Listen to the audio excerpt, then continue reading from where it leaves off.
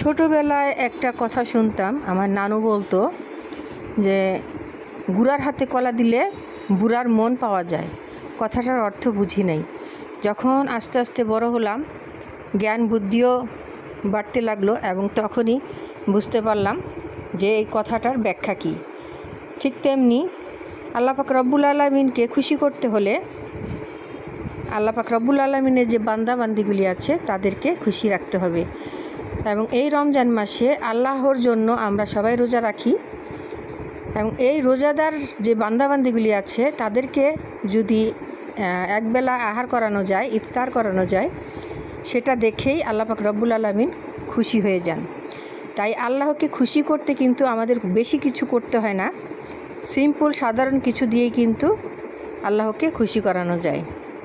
শুধু নামাজ রোজা করেই কিন্তু কেউ জান্নাতে যেতে পারবে না। তাই আসুন আল্লাহ পাক রব্বুল আলামিন কিতে খুশি হয় সেটা আমরা খোঁজ করি এবং সেটাই করার চেষ্টা করি। তো সবাই বেশি বেশি করে দান সদকা করবেন, বেশি বেশি করে আল্লাহর বান্দাবান্দি যারা ক্ষুধার্ত রোজাদার থাকে তাদেরকে ইফতার করাবেন। তো সবাই ভালো থাকবেন। ঈদ মোবারক।